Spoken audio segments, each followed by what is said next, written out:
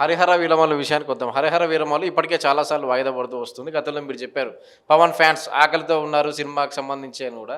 మరోసారి వాయిదా పడింది. రిలీజ్ డేట్ కూడా ఈసారి ప్రకటించలేదు. ఎందుకు హరిహర వీరమల్లుకు కష్టాలు? ఎందుకు అంటే ప్రస్తుత పరిస్థితిలో అక్కడ ఉన్నటువంటి విధానంలో కళ్యాణ్ బాబు అటు తన పార్టీ పరంగా కానీ బీజేపీ పార్టీ కానీ ప్రస్తుతం కూటమి ప్రభుత్వంగా ఏర్పడి మాట్లాడుతున్న కూటమి పరంగా కానీ కొన్ని తలనొప్పులతో ఉన్నాడు. అంతేకాదు ఈ హరిహర వీరమల్లు అనే సినిమా థియేటర్ల విషయంలో కొంత భయంకరమైన రచ్చ నడిచింది.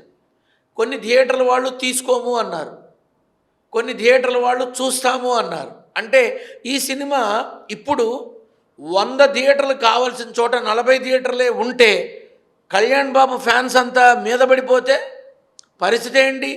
ఎంత నష్టం జరుగుతుంది? మరి ఇవన్నీ ఆలోచించారో ఏమో, అందుకే దాన్ని పోస్ట్ పోన్ చేశారు. ఎందుకంటే కళ్యాణ్ బాబుకు ఉన్నటువంటి ఫ్యాన్ ఫాలోయింగ్ మామూలుది కాదు. సో ఇప్పుడు సరైన సముపాళ్లలో థియేటర్స్ లేకపోతే అభిమానుల ఆగ్రహావేశ జ్వాలలకి థియేటర్లకి ఏమన్నా నష్టం వాటిల్లినా, ప్రాణాలకి ఏమన్నా ముప్పు వాటిల్లినా తిరిగి మళ్ళీ పుష్ప యొక్క స్థితి వస్తుంది. అది రాకుండా ఉండాలని కొంత సమయం తీసుకొని అన్నీ చల్లారి ఒక కొలిక్కి వచ్చిన తరువాత అప్పుడు ఈ సినిమాకి అవకాశం ఉంటుంది. వెయిట్ చేయండి విజయదశమి దాకా. పవన్ కళ్యాణ్ 11 కోట్ల రెమ్యునరేషన్ అడ్వాన్స్గా తీసుకుని రెమ్యునరేషన్ కూడా వెనక్కి ఇచ్చేసాను నిర్మాతపై భారం పడకూడదని. అయినా కానీ రిలీజ్కు కష్టాలే ఉన్నాయి. సినిమా ఫ్లాప్ అవుతుందని భయం వేసిందా?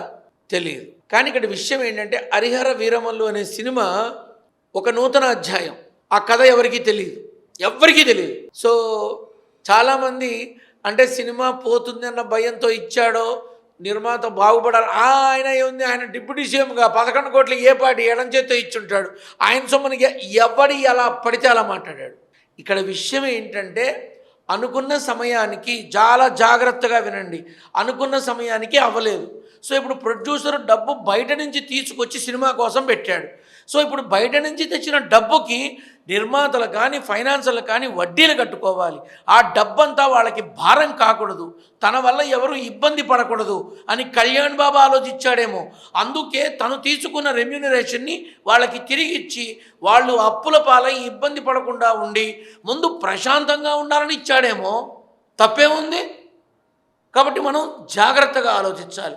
కళ్యాణ్ బాబుకి అవసరం లేకపోయినా అట్టడుగు బలహీన వర్గాల స్థలానికి వెళ్ళి 300 చెప్పులు జతలు తెప్పించా మనిషి, అవునా? 300 చెప్పులు జతలు తెప్పించాడు.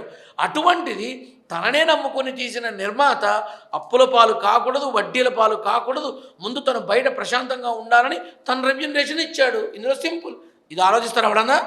సినిమాకి వచ్చిన ఇబ్బంది ఏం లేదు, కొంచెం ఓపిక పట్టండి, పండక్కి మంచి అద్భుతమైన గిఫ్ట్ వస్తుంది అందరికీ.